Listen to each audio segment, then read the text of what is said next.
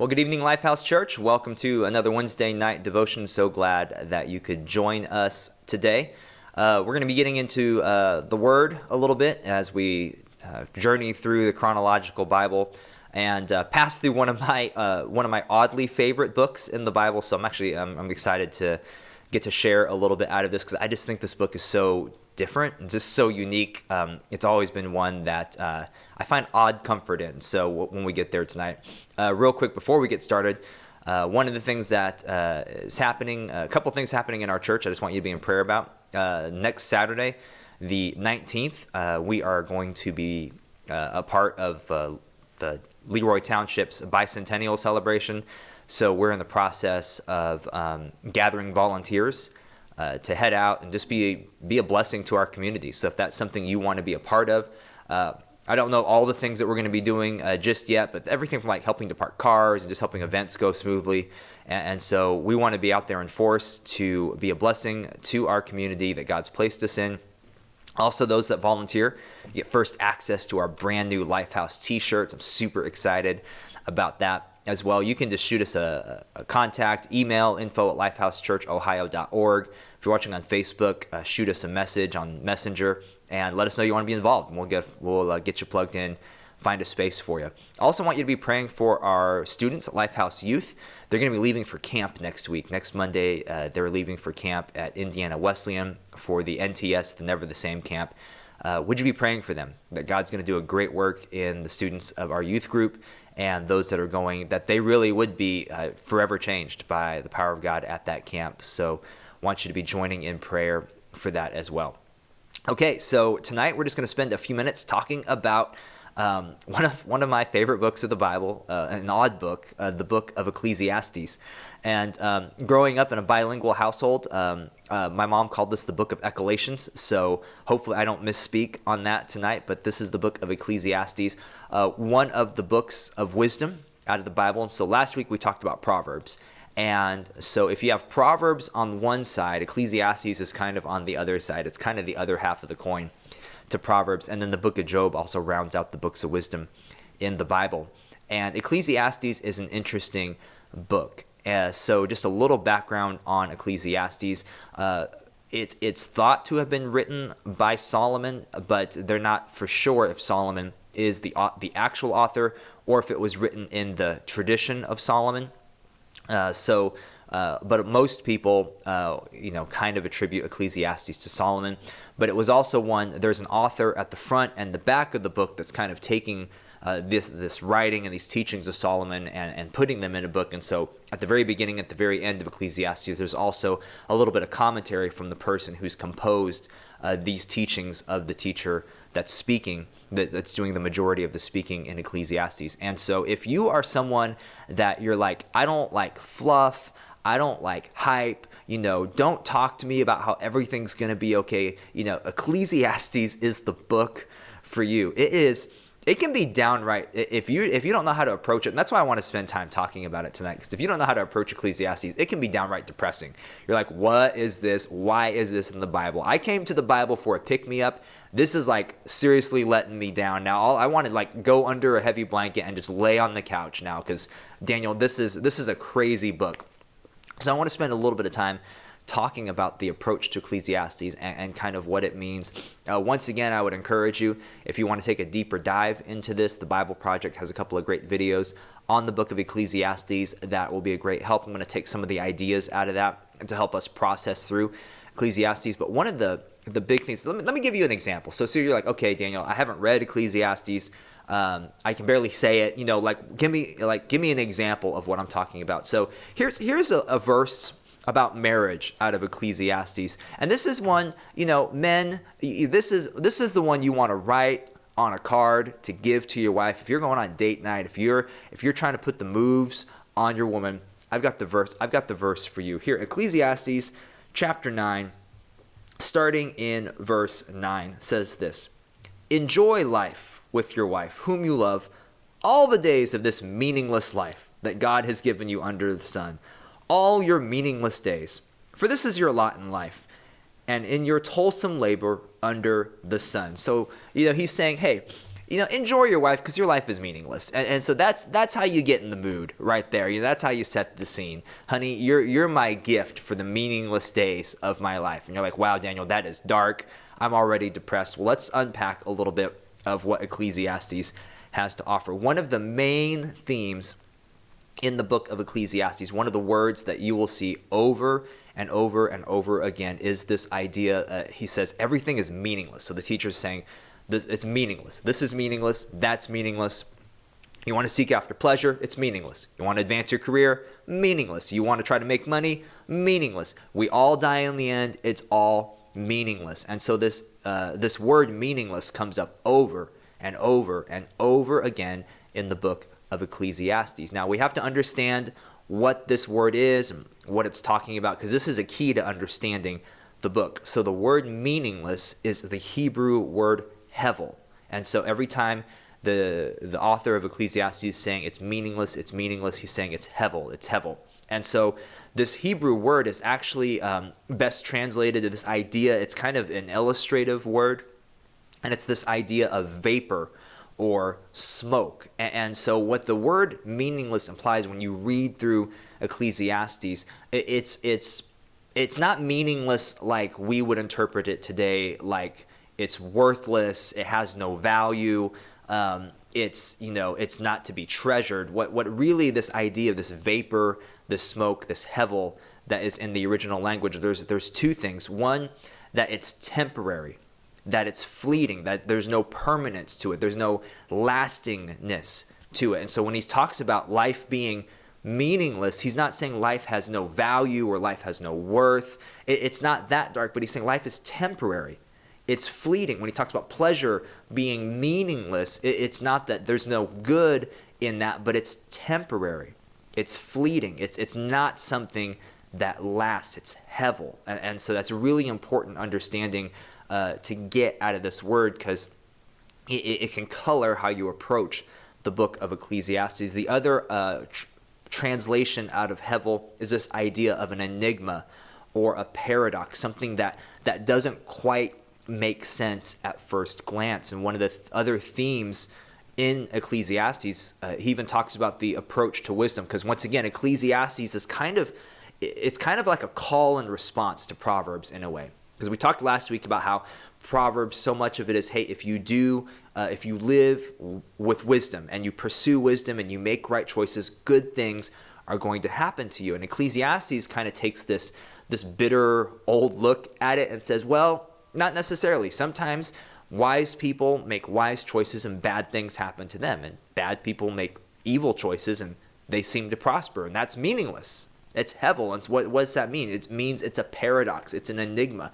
We don't really know why that happens. And so when the author uses this term, meaningless, it's really important for us to understand it's not quite the same interpretation of like, it has no value and it's no good and everything's awful. It's this idea, one, either that things are temporary and fleeting, that there's no permanence, or that these things are enigmas and paradoxes and they don't make any sense and they're hard for us to get our heads around and they seem counterintuitive. And that's what this word meaningless is translated as. So important as you go through Ecclesiastes, because it's in there so much. And so one of the things that the author in Ecclesiastes is trying to target and trying to get at, the goal of this book is to try to illustrate ways that we try to find meaning apart from God. And so much of Ecclesiastes is really just this breakdown of like, look, if you're trying to find meaning in your life through pleasure or through advancement of your career or through money or, just whatever the case may be, pursuing more status. And he just breaks all of these things down that they're meaningless. That if you try to find pleasure in money, you work so hard and you're so stressed out in order to climb the corporate ladder and gain wealth. And then by the time you get wealth, you're too old to enjoy it. And then you pass that wealth down on to someone and you don't get to see how they enjoy it. And they might just squander it away and they might not care at all about the legacy that you left behind. And the author says it's meaningless. It's hevel.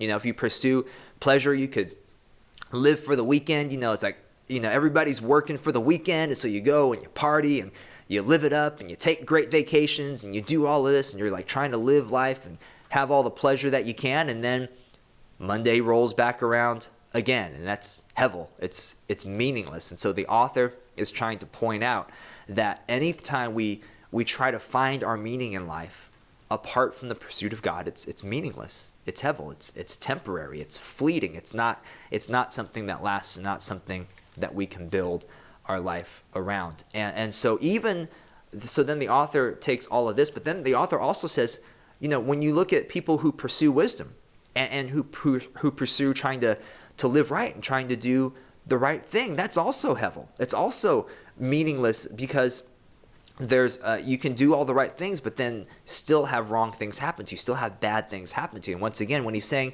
that's meaningless, what he's saying is it's an enigma. It's a paradox. It doesn't make sense. And so it can be hard for us to wrap our head around. And so when you're even reading through Ecclesiastes and he's talking about, hey, if you try to live wise, all these things can still happen to you, you have to understand the author is not downplaying the importance of wisdom, but he is acknowledging that even if you do the right things, sometimes bad circumstances can still happen to you. You can still have bad consequences happen to you. You can take all of the right steps and try to walk in the right way and still have stuff backfire and still have stuff go wrong. And that is hevel. It's an enigma. We don't understand it. And one of the big things that Ecclesiastes pushes for, and what I want to get to tonight is, okay, how do I apply this? What do I do with this? Is that Ecclesiastes teaches us that we have to accept hevel. We have to accept this idea that there's things in life that are temporary, they're fleeting, they don't make sense. And if 2020, this whole last year and a half, it's been a lot of hevel, right? It's shown us that life is hevel, that life is temporary, that the things that we put security in, they're fleeting and they're temporary, and we can try to do all the right things, and there's so much that's an enigma and so much that's outside of our control. And that's what the author of Ecclesiastes really tries to get at, is so much of the consequences of your life are outside of your control. What happens to you after you die is totally outside of your control. You can try to do all the right things, but the results of that are outside of your control. And so the author then concludes, so what do we do with that? What do we do when all of this is happening and things are outside of our control? The author comes back to say that, well, we have to understand that there's things that God has gifted us in our life that we are to enjoy because they're gifts from God, and they're not big, extravagant things. There's so many times in Ecclesiastes you see the author just kind of encouraging us, hey, enjoy the simple things in your life. Enjoy, good food and good company and the people that God's placed you with, and just enjoying the beauty of creation. Enjoy the simple things in your life and experience those as a gift from God, because so much is outside of our ability to control and grasp onto and influence that we have to slow down and we have to enjoy the simple things that God has given us. I just think that is a beautiful message. And what Ecclesiastes teaches us is we have to give thanks to God for life as it is and not as we think it ought to be. And I want to say that again, that we have to be thankful to God for our life as it is and not as we want it to be, which can be so difficult at times, that we think, but I've done all this and my life should be better and I should have more, and it's like I've done the right things and I should be here, but instead I'm here. And the author of Ecclesiastes would say, hey, slow down. When you're trying to force the outcome and you're getting all frustrated because you think your life should be in a different place, that is hevel. It's the paradox and the enigma of life. And instead of getting all flustered and out of control because your life has ended up somewhere that you didn't intend it to be and is outside of your control, accept what God has given you and accept the simple pleasures that God has given you in your life, and give thanks to that and trust God with the outcome. And then the author that compiled Ecclesiastes, so remember I talked about how they took the wisdom of Ecclesiastes and kind of commented on it at the beginning and the end, at the conclusion of the book. The author of Ecclesiastes says this. He says, this is my conclusion here in 12:13. Now all has been heard. Here's the conclusion of the matter. Fear God, keep his commandments, for this is the duty of all mankind. For God will bring every deed into judgment, including every hidden thing, whether it is good or evil. And so this idea is, to me, and what Ecclesiastes speaks is, look, results are outside of your control. But what you can do is you can live a life that fears God. You can live a life that keeps his commands, because ultimately the goal of your life is not to live right so that you can reap earthly reward and so you can reap earthly benefit. The goal of your life is to live in a way so that when you stand before God, when he judges the work of your life, when he judges the good and the bad things that you've done, when we stand before God, that we're able to say, God, no matter, I live for you. God, I know it wasn't perfect, but God, at the best of my ability, through the power of Jesus, I did everything I could to live for you, to bring you glory, to bring you honor, even when it didn't work out, even when it was tough, even when I did the right thing and bad things happened. God, I still lived for you. And I think when we keep that goal in mind, and it's not, I'm doing the right thing so I can be blessed, I'm doing the right thing so I can advance, I'm doing the right thing so I can get more for me. When we shift that, because remember, Ecclesiastes teaches us thinking that way is just hevel. It's meaningless. It's temporary. It's fleeting. It's an enigma. It doesn't work. When we shift from that mindset to God, I'm going to live for you. I'm going to fear you. I'm going to walk in wisdom. Not because of the earthly reward it benefits me, God, but because I know that one day I'm going to stand before you. And when I do, God, I want to make sure that I've done everything I can to bring you glory and to bring you honor, that's real meaning for our life. So I hope that if you've read through Ecclesiastes, maybe this helps you a little bit as you process it. It's an interesting book. It is one that I think brings maybe some balance and just kind of some, like, I never thought the Bible would say something like that, into your life. So I want to encourage you, if you're watching this, you've never read through Ecclesiastes, it's a short read. You can get through it maybe in about 15, 20 minutes. It's an interesting book. I want to encourage you to give it a try. And hopefully tonight's video will help you process Ecclesiastes as you do. Well, thanks so much. Sunday, we're continuing our series, The Promises of God. We're going to be looking at God's promise of peace this Sunday. Powerful message. You do not want to miss it. We will see you Sunday. Thanks so much, Lifehouse.